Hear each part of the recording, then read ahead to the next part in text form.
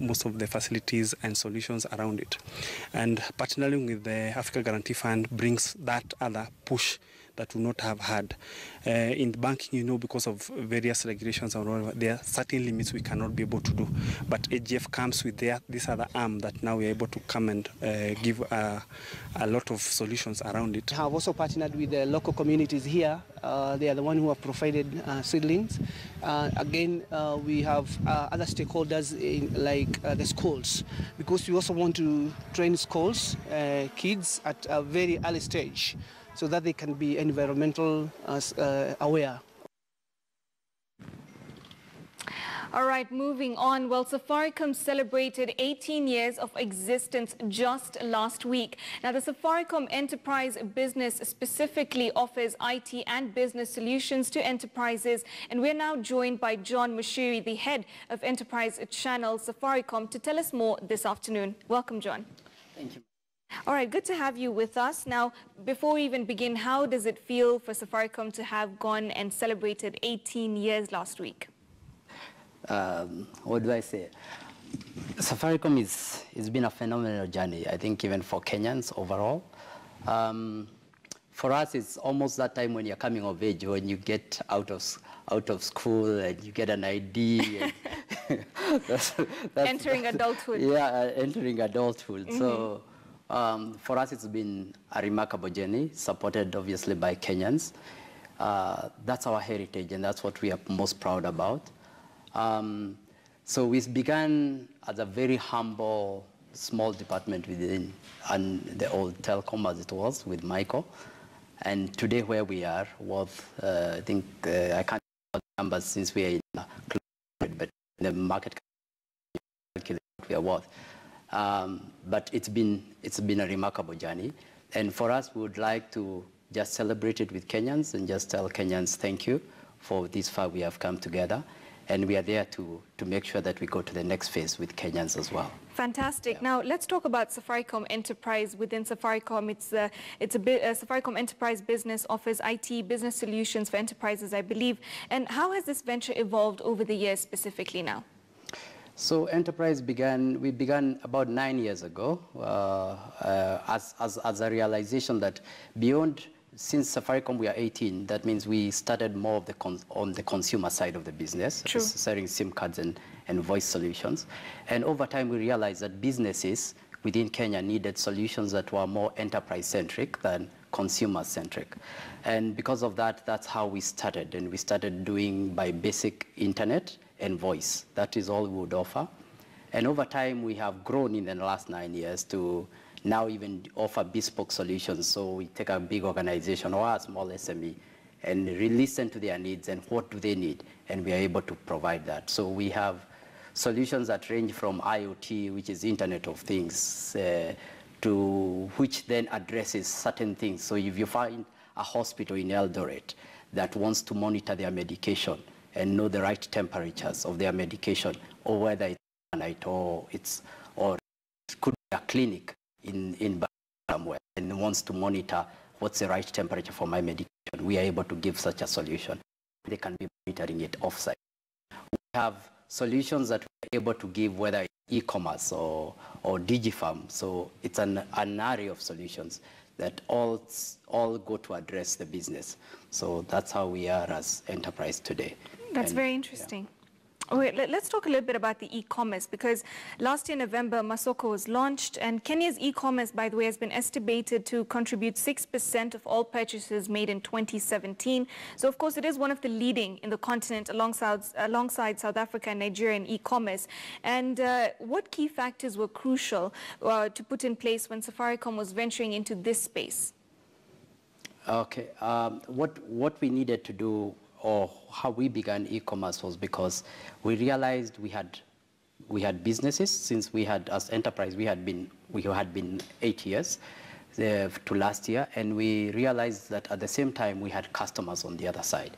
So what we were looking for was a solution to give our businesses, or the businesses that were with Safaricom, an opportunity to connect with consumers who are probably looking for those businesses, looking for those products, but didn't have a platform. Yes. So all we needed to do was that, and that was the whole idea, behind why we decided to go into e-commerce, because it was an answer to also transforming lives, which is at the core of Safaricom.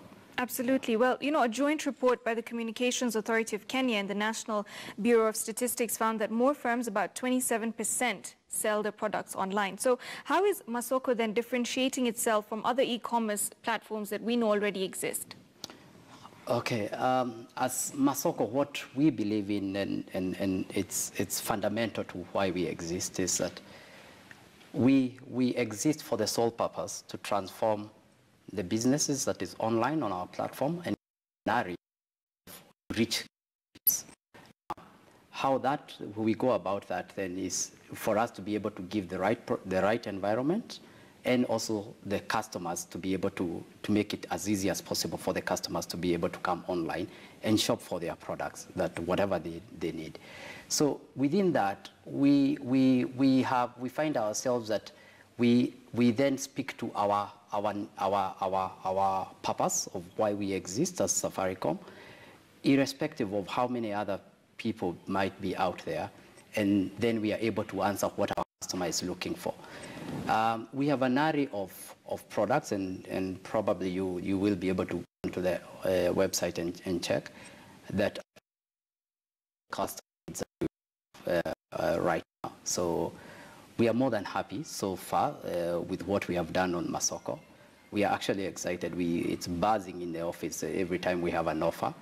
True. And so we keep having different offers that address different customer needs that all the time. Even right now we have an offer that's ongoing for the next 3 months, and what we find is that we have the needs to answer to all the customer needs that customers come onto our platform, and we consistently take feedback from customers. So for example, we have heard from our customers that they want an app for Masoko. That's when we are looking into that seriously, and we'll be able to come back to the market and say, here is what you are looking for. So that's how we would like to go forward with Masoko.